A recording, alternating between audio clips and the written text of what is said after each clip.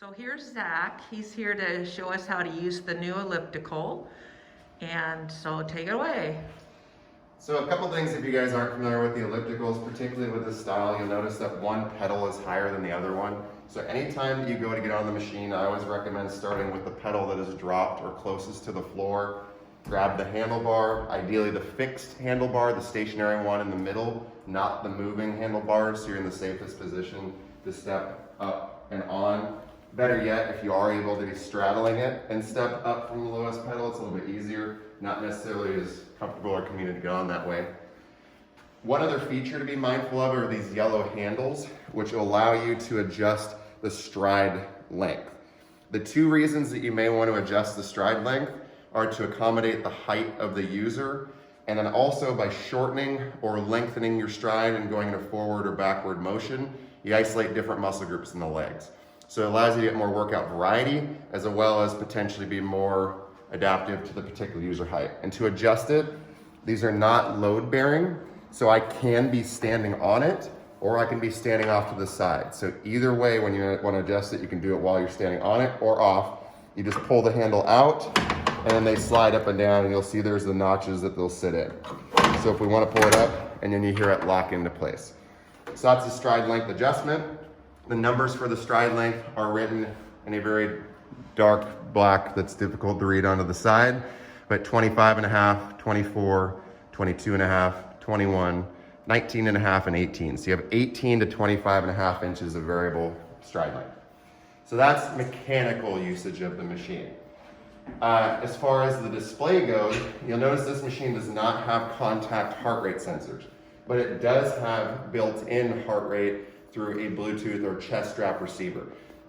If monitoring your heart rate is something that's important to you, that's the route that I would recommend going regardless, is wearing the chest strap. The chest straps are fairly inexpensive. They're available for about $40 to $60 on Amazon, probably at Target, Dick's, Walmart, just about anywhere. We don't sell them, but you can pick them up if you want to monitor your heart rate. I recommend getting one each for independent person because it's a nylon chest strap, and just from a sanitation standpoint, it's a wiser way to go.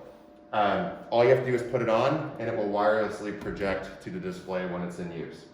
When it comes to the courses, don't feel like you have to be obligated to use the workouts or courses that are programmed into these. I rarely use the pre-programmed workouts myself. I will vary the workout based on what I want to accomplish that day, how I feel like exercising. You can reference recent articles, be it from men's health or women's health or any other exercise science that you may have studied in the past, and structure workouts however you see fit. The easiest way to get on and go is just hit the green quick start button. That's just going to put you right into a manual course where the time counts up. You can adjust your resistance as you see fit, and then you go, and it'll track your calories and everything else. So that's the quick introduction.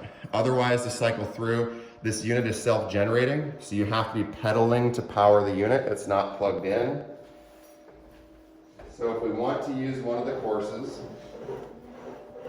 it takes a few resolutions for the display to light up, but you'll see all the programs or workouts are flashing. If I want the interval course, I hit interval. Sometimes there's multiple variations of the course, so if you push it again, you'll see the different variations. When you find the one you want, you click enter. It'll ask you to select your goal, which can either be time, calories, or distance. I'm going to select time, 30 minutes. My age, which just gives you a more accurate readout of caloric burn. How much I weigh, which again will give you a more accurate readout of caloric burn, and then it jumps into the program. So it's really easy to use. You just pick the course, pick the time, distance, or calorie parameter, and then enter in your user metrics. If you mess up anything, just hit the red button, hit it twice, and it will reset back to the main screen.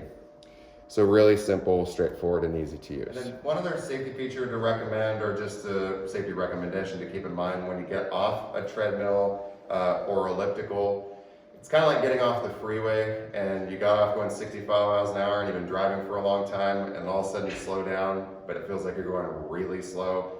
Same paradigm, different example. when you're walking on a treadmill or finishing your workout, it's a good idea at the end to progressively slow yourself down over a couple minutes, bringing yourself down to a comfortable pace so that when you hit the stop button, you don't want to walk through the machine. So just be mindful when you hit the stop, it's not going to stop immediately unless you pull off the safety key. It will be progressive, but just be ready for it to actually come to a stop. So hold on to the handrails. When you get off the machine, step off. Just be mindful of the fact that, kind of like getting on or off a boat, when you've been on the water for a while, it may feel like you're still moving a little bit. So just be mindful of each of those when getting off. As a helpful addition to our exercise equipment videos, you'll find individual brochures that go into much more detail regarding programming for the elliptical, the treadmill, and the rowing machine.